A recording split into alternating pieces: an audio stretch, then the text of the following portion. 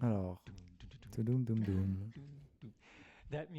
Cette musique, ce morceau de musique, c'est un peu confus, non? Vous l'avez remarqué? C'est intéressant comme la musique manipule votre humeur. Et ceux qui écoutent la musique, souvent, vous avez votre humeur qui est complètement manipulée. Vous ne pouvez pas ressentir votre émotion. Quand vous conduisez la voiture, vous écoutez de la musique, ou ce genre de choses. Et souvent, de façon fréquemment, vous êtes en train de vous déconnecter de vos émotions et vous vous connectez à l'émotion de quelqu'un d'autre. Et vous allez trouver qu'avec le temps, vous n'allez pas trop aimer ça, en fait. Vous allez trouver qu'avec le temps, l'émotion de la musique ou des gens qui font de la musique, qui créent de la musique, elles sont tellement puissantes. Vous allez trouver que vous ne serez pas intéressé à écouter leur musique encore. Ça sera le résultat. Oui. À propos de la musique classique, est-ce que c'est pareil? Oui, c'est la même chose, ça manipule vos émotions. Certains morceaux viennent de certains endroits. Quasiment toute la musique est inspirée par certains esprits.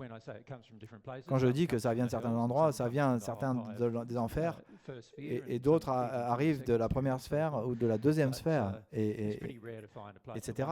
Mais c'est assez rare de trouver une musique qui arrive de la deuxième sphère. Il y a beaucoup de manipulation de l'humeur. Oui, cela me rappelle que j'ai lu quelque part que, en fait, quand on écoutait la façon dont on commençait à faire de la musique, ça aidait à l'action du cerveau. Oui, c'est ce qui peut se passer. Ils ont fait des études avec de jouer de la musique avec des plantes comme le heavy metal tue les plantes.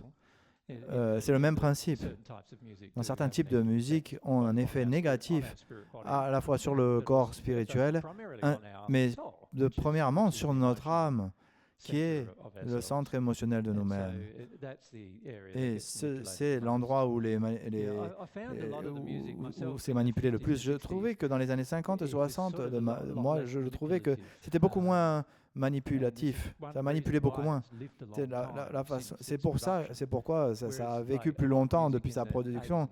Mais maintenant, dans les années 80-90, on n'en entend plus vraiment autour de nous. Toujours. Parce que c'était souvent très manipulé, ça manipulait beaucoup. On était manipulé comme la société a changé et la société n'est plus attirée à ce genre de musique. C'est très intéressant par rapport à ce qui se passe avec la musique.